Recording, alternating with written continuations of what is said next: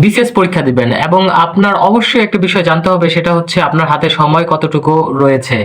আপনি বিসিএস পরীক্ষা কেন দিবেন সেটাও আপনার আগে জানতে হবে। আপনি যদি নাই জানেন যে বিসিএস পরীক্ষা কেন দিবেন, তাহলে আপনার বিসিএস পরীক্ষা দেওয়ার কোনো প্রয়োজন নেই। সুতরাং আপনার বিশ্লেষণ তো অবশ্যই করতে হবে যে বিসিএস পরীক্ষা কেন দিবেন সেটা প্রথমে জানতে হবে। তার পরবর্তীতে বিসিএস পরীক্ষা কিভাবে দিবেন এবং আপনি আপনার হাতে বিসিএস পরীক্ষা দেওয়ার জন্য সময় কতটুকু রয়েছে এবং প্রিপারেশন কিভাবে নিবেন সে সম্পর্কে আপনাদের বিস্তারিত একটা ধারণা থাকতে হবে। আপনি যদি মনে করেন যে শুধু পড়লেই হবে, তাহলে আপনি বিসিএস পরীক্ষায় সফল হতে পারবেন না। আপনার এইসব এলিমেন্টস গুলো জানতে হবে।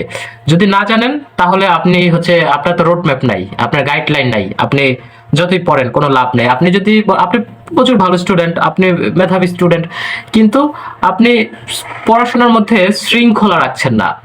এর ফলে আপনার প্রস্তুতি ভালো হচ্ছে না। হয়তো আপনার মনে হতে পারে যে আপনার প্রস্তুতি আপনার থেকে ভালো হচ্ছে, আপনি অনেক কিছু বুঝতে পারতেছেন, কিন্তু আসলে বিষয়টা এরকম না। যেহেতু আপনার একটা বিষয় সবসময় মাথায় রাখতে হবে, বিসিএস পরীক্ষা কিন্তু বাংলাদেশের ভিতরে ওয়ান অফ দ্য টাফেস্ট পরীক্ষা এবং এখানে কম্পিটিশন অনেক বেশি, প্রায় 5 লক্ষ শিক্ষার্থীর মতো শিক্ষার্থী পরীক্ষা দিয়ে থাকে। সো আপনার এই পোস্ট পজিশন খুবই কম খালি থাকে, ঠিক আছে? আপনি যে ক্যাডার হবেন, ক্যাডারের সংখ্যা তো খুব কম।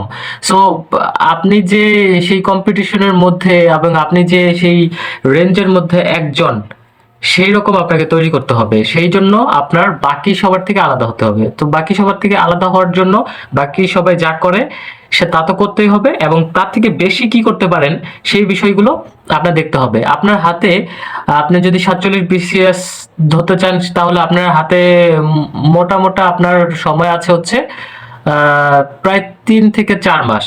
সো এই 3 থেকে 4 মাস কিন্তু আপনার শেষ মুহূর্তের সময়। সো এই শেষ মুহূর্তের সময় কিভাবে নিজেকে প্রস্তুত করবেন সেগুলো একদিনের মধ্যে গুছিয়ে ফেলেন। সময় নিয়ে একদিনের মধ্যে ভালো করে গুছান, ঠিক আছে? এমন না যে আপনি হচ্ছে মনে মনে চিন্তা করলেন যে আমি এই পড়বো, এইভাবে হয়ে যাব, হ্যাঁ শেষ, এইভাবে না।